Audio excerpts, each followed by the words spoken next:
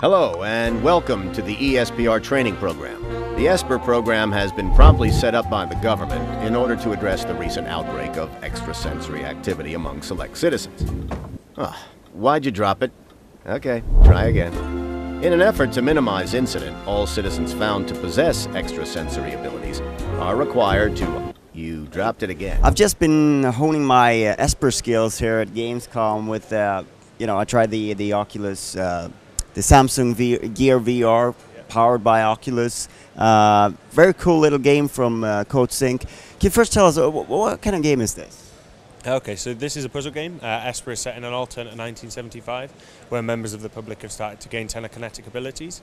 The government has then panicked and set up a training facility, and you are a test subject going through their aperture test. It's a very cool sort of concept where you're moving things with your thoughts. It's really sort of a nice concept in terms of VR. It really sort of fits well.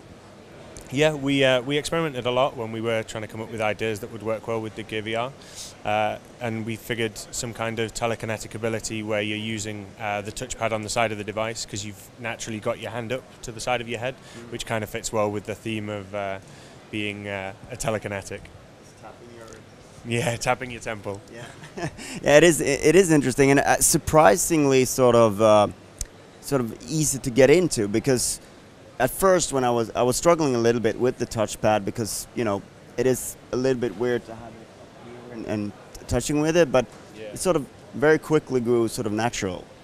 Yeah, we found a lot of people when we did a lot of testing, it kind of came quite naturally to them after a little while, and especially with the style of the game, we've taken a lot of inspiration from games like Portal and the Stanley Parable, and with the narrator guiding you through it as well, teaching you how to use the controls and just trying to keep you immersed in the game, so using hints like touching your temple and things as opposed to touch the trackpad on the side of the device and things.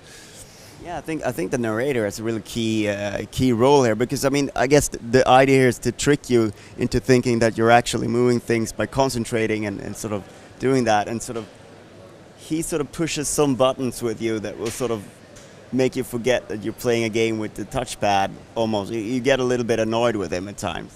Yeah, we wanted him to have quite a lot of character as well and be quite sarcastic and sort of drive the player and make them laugh a bit, so you kind of feel like you're part of the world and you kind of feel like you've got this strange bond with the narrator that's telling you what to do. It was a really nice touch, that first puzzle you're not meant to solve. Yeah. You're just given an impossible puzzle, and that sort of sets the tone for the rest of the testing. Yeah, and then he turns around and tells you you're not smart enough, so it makes you push yourself for the rest of the demo and try and prove him wrong. Yeah. So what's it been like working on the Gear VR? What are your impressions of it? It's fantastic. We've thoroughly enjoyed it. It's nice not having the cable as well and having the freedom to sort of be able to turn around and have the player swivel a little bit more. We've tried to keep all of the gameplay pretty much in front of the player to stop them sort of cricking the neck or hurting the neck.